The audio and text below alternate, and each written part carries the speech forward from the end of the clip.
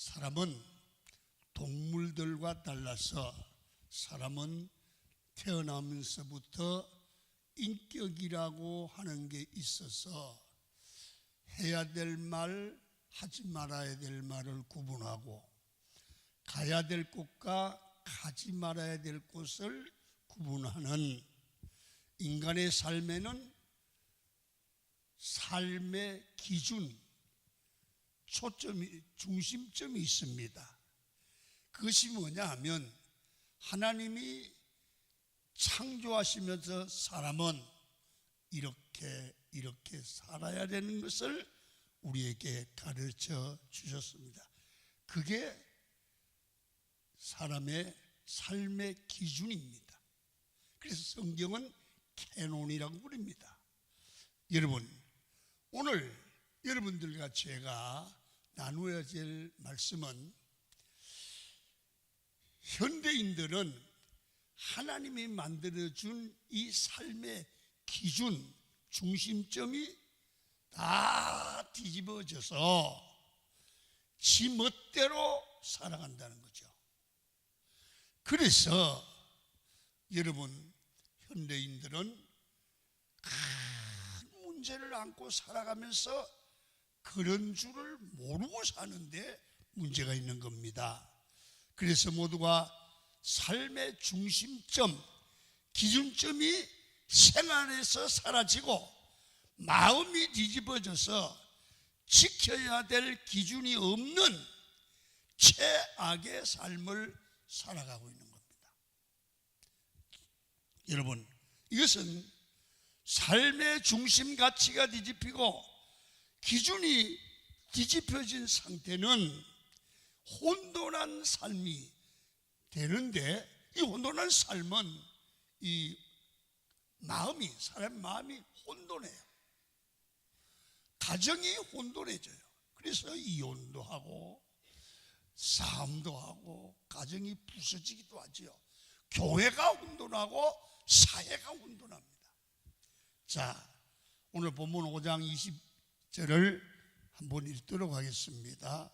악을 선하다 하며 선을 악하다 하며 흑암으로 강명을 삼으며 강명으로 흑암을 삼으며 쓴 것으로 단 것을 삼으며 단 것으로 쓴 것을 삼는 그들은 화 있을진저.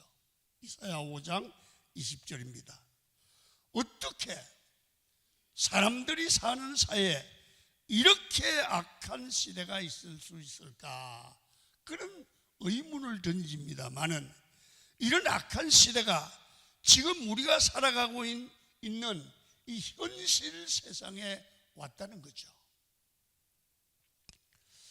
그래서 이런 사회를 다 뒤집어진 상태가 되었다. 사회가 삶의 기준이 뒤집어졌다는 거죠. 여러분, 역사를 보면 죄는 주기성이 있어서 죄를 지으면 죄가 성장을 합니다. 그 성장을 하면 편만해진다, 가득 찬다. 여러분, 마음에 가득 차고 가정에 가득 차고 교회가 타락하고 사회가 타락하는 거지요.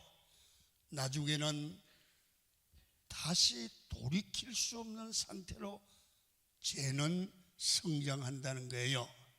그래서 어느 시대나 그 사회에 죄의 절정기가 오면 하나님께서는 반드시 그 시대를 심판하심으로 정리를 한 거예요. 여러분, 그 대표적인 예가 노아의 홍수입니다.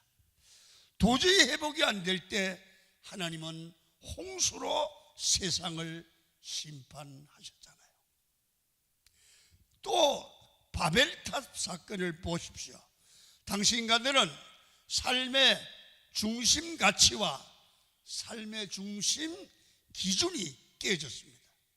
하나님 대신 인간이 우상화되었고요, 죄악이 절정이 됐을 때 하나님이 인간이 만든 최고의 예술작품이라고 하는 바벨탑을 다 무너뜨리고 그 사이의 언어를 헛어서 여러분 서로가 의사소통이 되지 않도록 만들었죠.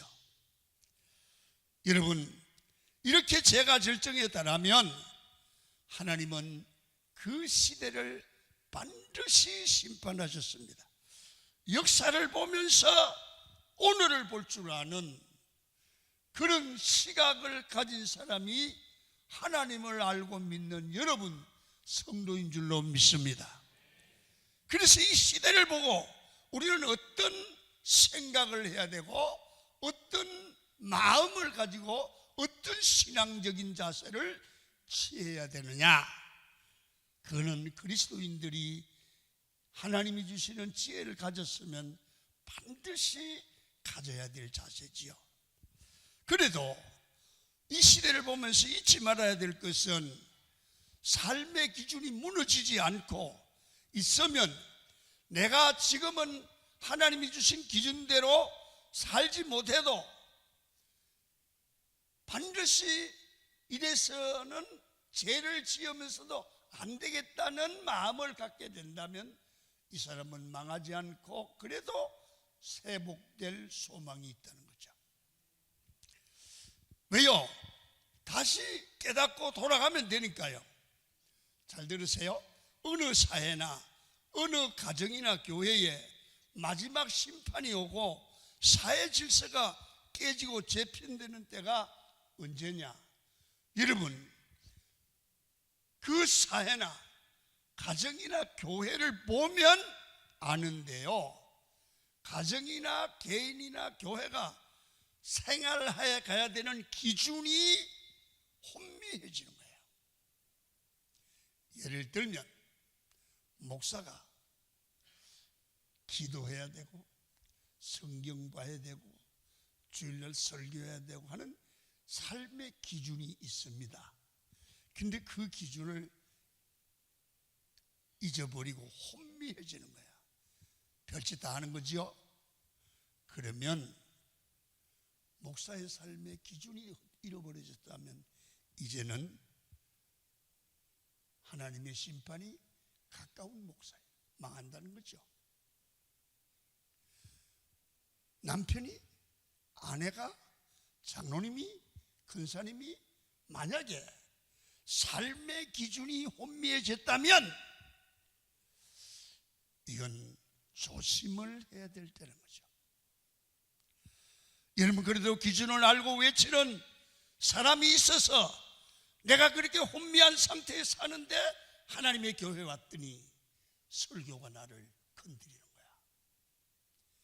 이 말씀이 들리는 사람은 지금은 그렇게 살지 않아도 희망이 있는 줄 믿습니다. 그러나 기준은 다 사라지고 뒤집혀진 기준을 옳다고 고집을 하고 내가 하나님의 말씀이 들리지 않고 내가 하는 생각이 내 말이 옳다고 하는 끝까지 고집을 피우는 사람이 있다고 하면, 그런 가정이 있다면, 그런 사회가 있다면 하나님의 심판이 얼마 남지 않는 매우 두려운 것입니다. 이것은 죄악을 심판하시고 회복시키려고 하시는 하나님의 의도가 있는 거고, 그거는 두려운 일입니다. 이때 교회는 기도하고 신앙인은 하나님께 기도하고 하나님께 돌아와야 되고 돌아야 될 필요가 있음을 외치는 것이 교회가 해야 될 일이겠지요. 다시 하나님이 세우시고 그 기준을 알고 살아갈 줄 아는 그 사람이 성령의 사람입니다. 그 사람이 소망이 있는 사람입니다. 그러면 하나님의 일반적 의도를 이해했습니다. 그러면 오늘 우리가 이 시대를 하나님의 말씀에 견주어서 보고 진단하고 이해하고 깨달아야 됩니다. 그래서 그런 표현이죠. 우리가 영적인 눈을 열어서 우리가 살아가고 있는 이 시대를 보는 그런 눈이 오늘 말씀을 듣고 여러분에게 열리기를 축원합니다. 첫 번째, 우리 눈에, 하나님의 사람의 눈에, 성령의 사람의 눈에는 삶의 기준이 사라진 이 사회의 모습을 보고, 아하, 이거 큰일 났구나, 이거를 알아야 된다는 거예요. 그게 보여야 된다는 거예요. 여러분 보세요. 예를 들어 볼게. 우리가 뭐 다 할 수 없지만 짧은 시간에 많은 젊은 사람들이 혼인 전 동거를 아름답다고 합니다. 이거는 혼인에 대한 하나님이 세운 법도와 질서를, 이미 기준을 잃어버린 겁니다. 악을 선하다고 말하고 추한 것, 혼전동거를 아름답다고 얘기하는 겁니다. 뭡니까? 기준이 사라진 겁니다. 그리고 속도 위반, 결혼하기 전에 임신하는 것을 옛날에도 있었습니다. 그러나 부끄러워서 숨겼는데 지금은 TV에 나와서 자랑합니다. 자랑해요. 나 결혼하기 전에 나왔었어. 여러분, 기준이 명확해서 잘못했다고 얘기하는 것과 기준이 무너져서 아름답다고 얘기하는 것은 다르잖아요. 지금 이런 시대가 됐다는 겁니다. 옛날에도 욕을 했고 요즘에도 욕을 합니다. 여러분, 옛날에는 욕을 하면서 욕을 하는 나는 잘못되었다는 것을 알고 있었습니다.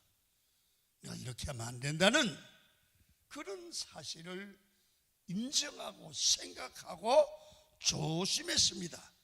그런데 지금은 욕을 하면서 아주 욕도 험하게 하면서 이렇게 말합니다.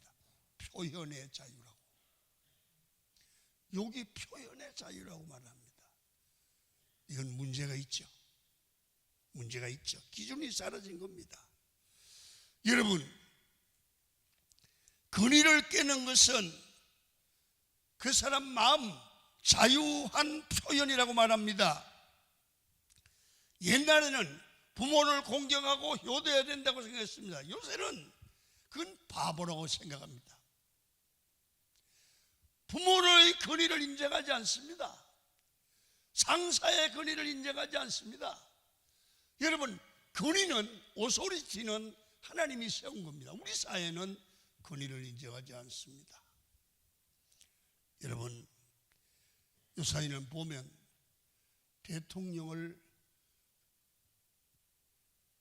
대통령님이라든지 존경하지 않습니다. 강아지 이름 불어서 합니다. 여러분, 할아버지를 강아지 맛도 못하게 취급합니다. 상사를 돌아서면 욕을 합니다. 근위가 깨졌습니다. 부모의 근위가 깨졌습니다. 오소리티가 깨어진 이것은 하나님의 질서를, 삶의 기준을 벌써 파괴한 겁니다. 여러분, 로마서 1장에 보시면 동성애에 대해서 분명히 말씀을 합니다. 로마서 1장 26절을 읽도록 하겠습니다. 앞에 나와 있습니다. 시작. 이 때문에 하나님께서 그들을 부끄러운 욕심에 내버려 두셨으니 곧 그들의 여자들도 순리대로 쓸 것을 바꾸어 영리로 쓰며. 이 순리대로, 이 말은 이 영어의 내추럴, 자연적입니다. 하나님이 창조한 질서라는 거죠. 자, 27절을 또 읽어요. 시작. 그와 같이 남자들도 순리대로 여자 쓰기를 버리고 서로 향하여 음욕이 부릴 듯하며 남자가 남자와 더불어 부끄러운 일을 행하여 그들의 그릇 때문에 상당한 보응을 그들 자신이 받았느니라. 여러분, 이 기독교인들이 이 동성애 뭔가 알죠? 여자와 여자가 결혼하는 거예요. 남자와 남자끼리 결혼하는 거예요. 이 말씀을 대적하는 사람들이 말합니다.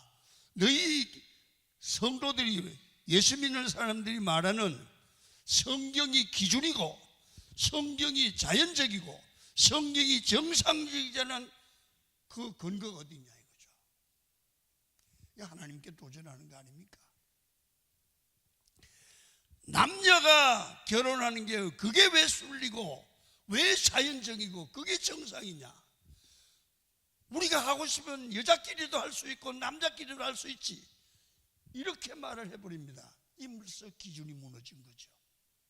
남자와 여자가 결혼하는 게 하나님의 질서고 하나님이 결혼을 하게 하신 모습이잖아요.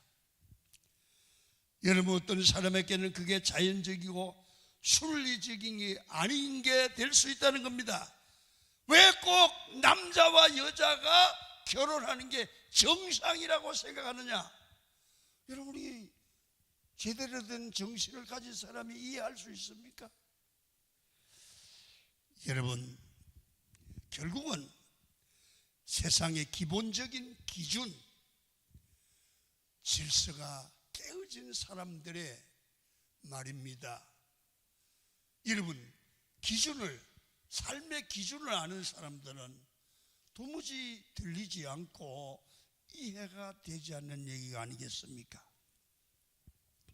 악한 마귀는 동성애 현상, 즉 남자는 남자끼리 결혼하고 여자는 여자끼리 결혼하는 걸 정상으로 생각하도록 만듭니다.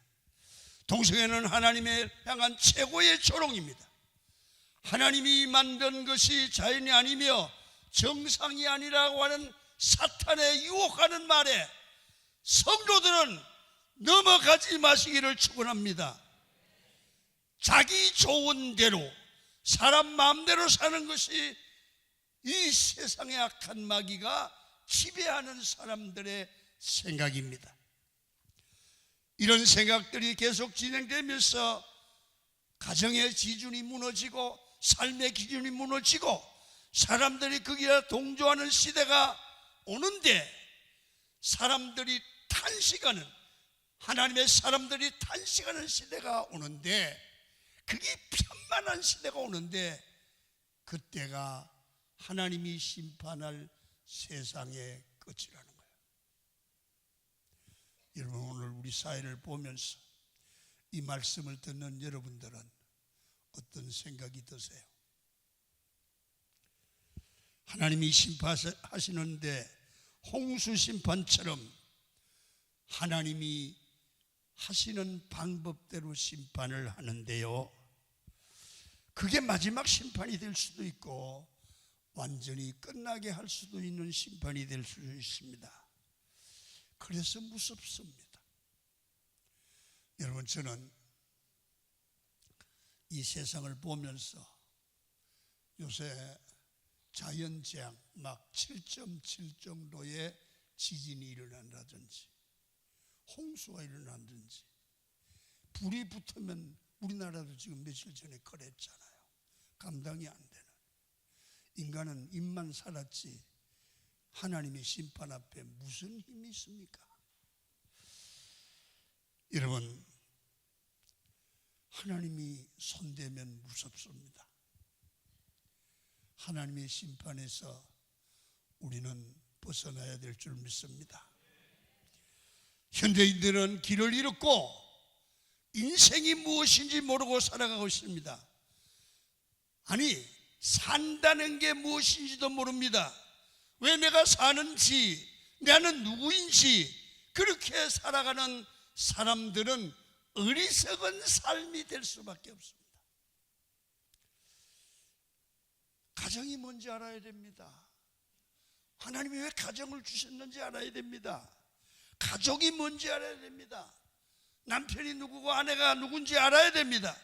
교회가 뭔지, 질서가 뭔지, 사회가 어떠해야 되는지 모르고 되는 대로 살아가는 인생이 얼마나 무서운 세상입니까? 오늘 우리가 그런 시대에 살고 있지 않습니까? 삶의 방향과 길을 잃었다는 것은 목적을 잃고 충동적으로 되는 대로 살아가는 무질서한 인간의 생각이고 사회입니다. 삶의 목적도 의미도 가치도 없게 살아가지요. 그러면 내가 편한 것 같지요. 그 피해는 결국은 내가 보는 거죠. 여러분, 옛날에는 세계관이라고 해서 세상을 어떻게 바라보는지가 있었는데 오늘날은 그런 것도 없습니다. 또 무엇이 중요한지를 아는 가치관이 있었는데 이것도 다 사라졌습니다. 사사기에는 자기의 소견에 좋은 대로 행하는 때가 되었는데 그때는 암흑시대라 그렇게 얘기했습니다. 여러분 어떻게 생각하세요? 우리 사회는 자기 소견에 좋은 대로 살아가는 사사기 시대와 같은 때가 아닙니까? 자기 마음대로 말합니다. 부모에게도 자식이 마음대로 합니다. 남편에게도 아내가 마음대로, 남편도 아내에게 마음대로, 상사에 가면 상사에게도 마음대로 합니다. 여러분, 그렇게 보면 이 시대는 자기 소견에 좋은 대로 행하는 사람이 가득합니다. 이 시대는 삶의 기준이 다 사라진 그런 제 소견대로 좋은 대로, 소견에 좋은 대로 살아가는 그 삶을 최고로 생각하는 겁니다. 그러니 가정이 무너져요. 부부생활이 안 돼요. 교회 공동체가 무너져요. 국가가 무너져요. 그럼 결국은 누구에게 피해가 오나요? 여러분, 그래서 예수 믿는 여러분들과 제가 오늘 본문에 혼돈의 시대가 온다고 말씀을 했는데 그 말씀을 하신 이유가 뭘까요? 우리는 혼돈의 시대를 떠나 질서를 찾으라는 거예요. 자, 우리는 삶의 기준을 찾아야 됩니다. 우리는 하나님의 말씀을 통해서 삶의 기준이 바로 세워야 합니다. 첫째는 교회 생활, 즉 교회 생활의 중심 가치를 바로 줘야 됩니다. 그래서 예수 믿는 사람들이 바로 교회 생활만 해도 가정 생활이 돼요. 그래서 우리는 무슨 일을 하든지 여러분 하나님 중심, 성경 중심이 기준이 되기를 축원합니다. 다른 사람이 어떻든지 우리 믿는 믿음은 하나님 중심, 교회 중심, 예배 중심으로 되어야 됩니다. 마음에 안 들면 교회를 떠나가고 여기저기 가서 배우러 다니는 게 혼돈입니다. 제대로 된 신앙생활은 내가 소속된 교회를 중심으로 살아야 됩니다. 그리고 여러분 중심이 흐트러지지 않도록 하십시오. 어릴 때 저는 노는 게 별로 없잖아요. 우리들 자랄 때. 그래서 나무를 깎아가지고 팽이를 만들어요. 팽이를 만들고 이게 채로 막 두들기면 잘 돌아가요. 그런데 이게 중심이 축이 안 잡히고 팽이가 잘못 만들어 놓으면 빌빌빌빌 툭 넘어지고 빌빌빌 덜덜덜하다 툭 넘어지고 그럽니다. 여러분 우리 인생도 정상으로 돌기 위해서는 삶의 중심이 하나님 중심, 경경 중심, 교회 중심, 예배 중심이 되면 이 인생이 정상으로 되어 돌아갈 줄 믿습니다. 하나님 중심, 성경 중심, 예배 중심, 교회 중심을 알고 그대로 살아가십시오. 여러분 신앙의 중심을 바로 세우시면 다른 것도 질서가 잡히게 되어 있습니다. 하루의 시작도 새벽 기도를 출발로 하는 겁니다. 그리고 아무리 어려워도 새벽에 하나님께 기도하고 마음의 중심을 잡고 하루를 시작하는 겁니다. 매일매일 하나님을 기억하고 시작하는 하루의 삶은, 신앙의 삶은 슬럼프가 하루만 가면 없어져요. 주일을 중심으로 사는 분들은 슬럼프가 일주일을 넘기지 않도록 주일날 예배 드리면 삶의 슬럼프가 해결되지요. 여러분 1년에 어쩌다가 교회 한번 나오는 분들은 매일 흔들려요. 항상 하나님의 말씀이 삶의 중심이 되어야 됩니다. 여러분 이스라엘 백성들이 강한 이유가 무엇인지 아십니까? 그들은 율법이 삶의 중심입니다. 하나님의 말씀이 삶의 기준입니다. 그들은 행진할 때 항상 하나님의 언약궤가 맨 앞에 서거나 가운데 섰습니다. 이스라엘의 최고 위기는 어때 있습니까? 제단에 불이 꺼지는 겁니다. 왜 불이 꺼집니까? 사람들이 헌금을 드리지 않아서 제사장들이 다 도망을 갔어요. 제단불을 관리할 사람이 없는 겁니다. 삶의 중심이 사라진 그 시대 이스라엘은 최대의 위기였어요. 그러나 제단불이 꺼지지 않는 시대는 소망의 나라가 되었습니다. 이스라엘 백성이 강했던 것은 잘 살고 못 사는 게 중요한 게 아니라 말씀을 중심으로 사는 백성이 되었을 때 그들은 강했습니다. 그래서 시편 1편 1절은 이렇게 말합니다. 복 있는 시작. 복 있는 사람은 악인들의 길을 따르지 아니하며 죄인들의 길을 서지 아니하며. 악인은 삶의 중심 기준이 없는 자들입니다. 나는 이렇게 살아야 된다는 기준이 없이 되는 대로 사는 겁니다. 악을 행하는 게 악이 아니라 기준이 사라지면 악인이 되고 마음대로 살게 되는 거지요. 어떤 사람이든 삶의 기준이 없어지면 악인이 되는 겁니다. 그래서 기준, 우리는 항상 이걸 찾으십시오. 하나님 중심, 예배 중심, 말씀 중심, 교회 중심으로 되는 사람은 흔들리지 않고요, 넘어져도 다시 일어날 수 있습니다. 여러분, 우리가 읽는 성경책을 캐논이라고 그러잖아요. 이 대나무 잣대 그런 뜻이에요. 하나님의 말씀이 삶의 기준이라는 거예요. 아모스 선지자는 이걸 다림줄이라고 그랬어요. 신앙인의 기준이 하나님의 말씀이라는 겁니다. 삶에서 가정이 되려면 매사에 먼저 가정이 신앙 중심으로 예배하는 가정이 될 때 가정은 절대로 어려움을 당하지 않습니다. 그리고 교회가 교회다워지려고 하면 반드시 말씀 위에 세워지는 교회 메시지가 성경 중심의 메시지가 되어야 됩니다. 그리고 신앙의 바른 기준을 알아야 돼요. 그게 뭐냐면 복음을, 하나님의 예수 그리스도의 복음을 중심으로 신앙이 세워지고 교회가 세워져야 되는 거예요. 이게 기준이에요. 여러분, 그럼 복음의 중심 포인트가 뭐냐?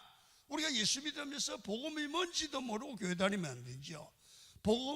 복음은 뭐냐 하면 모든 사람이 죄인임을 인정해야 돼요. 그리고 죄의 결과는 사망, 죽음입니다. 죄인된 우리를 사랑하셔서 하나님은 예수 그리스도를 이 땅에 보내주셨고 십자가에 달려 죽으셔서 우리 죄를 깨끗하게 하셨는데 그 예수를 믿고 영접하면 구원받는다. 이게 복음의 핵심이에요. 신앙생활에서 복음을 확실히 알고 복음이 기준이 되는, 그게 바른 신앙이에요. 성도의 신앙생활은 기준이 바로 서 있어야 됩니다. 예배생활, 기도생활, 말씀생활, 봉사생활, 헌금생활, 전도생활, 말씀 공부, 이런 것들이 자기 삶을 잘 균형을 잡아야 되죠. 그래서 성도들은 이 기준을 배워야 됩니다. 그리고 성도들도요, 관계를 맺잖아요. 사람 관계. 우리는 눈만 뜨면 부부 관계, 가족 관계를 맺는데 이 가족 관계의 기준은 뭡니까? 내 중심이 아니고 너 중심인 배려하는 마음을 가지라는 겁니다. 배려. 여러분, 이 배려하는 게 하나님이 주신 명령이고 사랑인데 그렇게 살다 보면 이 남에게 배려하는 이 사람이 항상 주도권을 잡게 돼요. 여러분, 등산을 하는데 남을 생각하고 남을 배려하는 사람은 올라가다가 내가 피곤할 때 쉬는 게 아니라 다른 사람이 피곤할 때 쉬는 거예요. 이 배려하는 거예요. 그러면 나는 아주 힘이 남아있잖아요. 그래서 이 사람이 주도권을 잡죠. 그런데 내 중심의 사람들은 다른 사람이 피곤하든 말든 내가 피곤할 때 쉬는 거죠. 이 사람은 주도권을 잃어요. 그래서 여러분, 이 시대를 살아가면서 우리는 남을 먼저 생각하고 다른 사람을 배려하는 여유 있는 마음을 가지라는 게 성도의 삶의 기준이고 기독교 교육의 기본입니다. 여러분, 이 시대는 많은 신앙 삶의 기준들이 무너졌습니다. 그래서 가정에서, 특별히 교회에서, 직장에서, 사업장에서 믿음의 사람은 자기 신앙에 무너진 기준을 다시 세워야 됩니다. 잘못되어서 넘어진 기준을 올바른 기준으로 세우고 신앙생활을 하시고 가정생활을 할 때 그 삶은 승리할 줄로 믿습니다. 여러분, 선을 악이라고 하면 이것은 아니라고 말할 줄도 알아야 됩니다. 선은 선이라고 하고 악을 악이라고 할 수 있는 사람, 이게 정상입니다. 여러분, 악은 악이라고 말할 줄 아는 용기 필요하지요. 그러면 우리가 처음에는 저항을 받을 수 있지만 시간을 지나고 나면 반드시 이 기준을 알고 기준을 바로 세운 이 사람 앞에 사람들이 모이기를 시작하는 거예요. 여러분, 어둠을 이길 수 있는 비결은 빛으로 사는 겁니다. 비진리가 있는 가운데 진리로 살 줄 아는 용기를 여러분이 가지기를 축원합니다.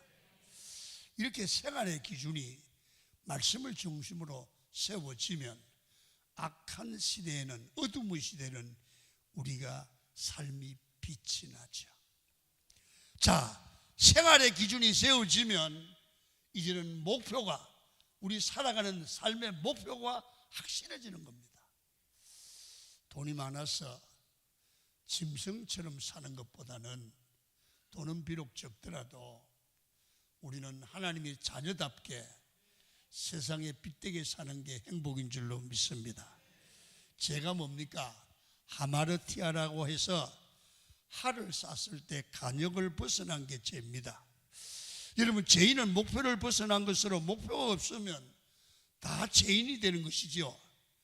하나님께서 우리를 불러서 하나님의 자녀를 삼으시고 우리에게 주신 삶의 목표점이 있습니다. 이것을 뭐라고 하냐면 기독교 용어로 사명이라고 합니다. 바울 같은 분은 이렇게 말했습니다. 우리는 세상에 올 때 사명 따라 왔다. 나는 사명 따라 왔다. 사명 따라 살다가 사명 따라 죽고 싶다. 여러분, 이 사명이 분명한 사람은 흔들리지 않습니다. 사람이 왜 게으러지는 겁니까? 목표, 사명이 분명하지 않기 때문에 그렇습니다. 이런 메티엘리 박사는 게으름이라는 책을 통해서 왜 사람이 게으러지는 거냐, 마음에, 그 사람의 마음에 분명한 목표, 그 목표가 성령의 뜨거운 불꽃처럼 타올라서 그것이 삶의 목표가 될 때 그 사람의 생활은 열정이 생기고 강력한 힘이 되는데 목표가 없는 거예요.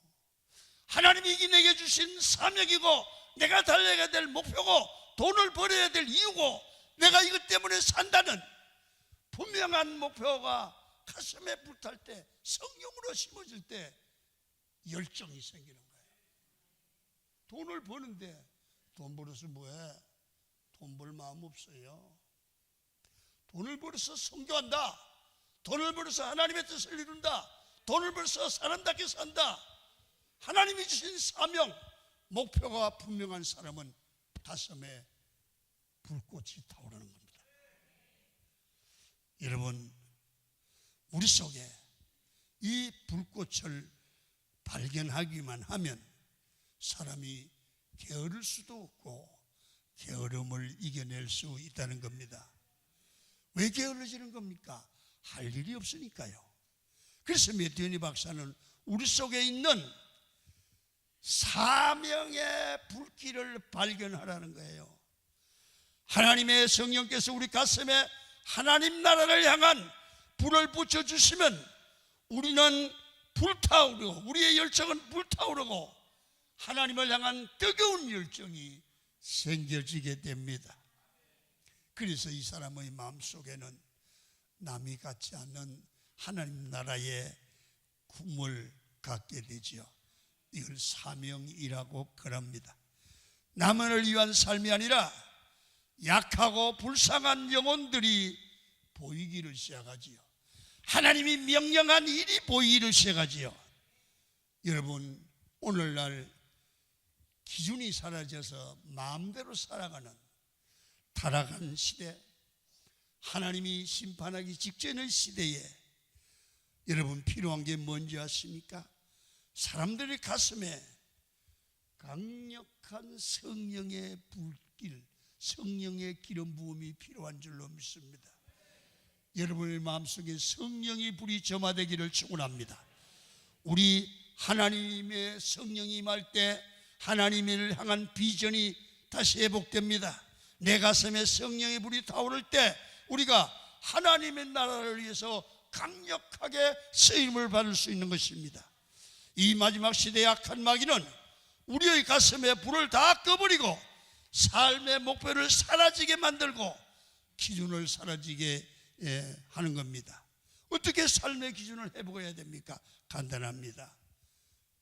우리는 신앙 회복입니다. 기도의 불, 말씀의 불, 성령의 불을 받기를 축원합니다. 하나님 중심, 말씀 중심, 예배 중심, 교회 중심을 회복해야 됩니다. 이 성경적인 기준이 마련되면 우리는 세상 기준 없이 살아가는 시대를 향하여 끌려가는 자가 아니라 세상을 변화시키는 빛의 역할, 세상을 밝히는 예수 그리스도의 빛을 발하는, 복음의 빛을 발하는 등불이 될 수 있는 겁니다. 이게 성도가 존재해야 될 이유입니다. 교회가 존재해야 될 이유입니다. 우리 마음속에 기준을 잃어버렸다면 여러분 신령한 영안이 열려서 세상을 보고 탄식할 줄 알고 내 마음에 하나님 주신 신앙삶의 기준을 마련하고 회복하는 여러분이 되기를 주의 이름으로 축원을 드립니다. 찬송합니다.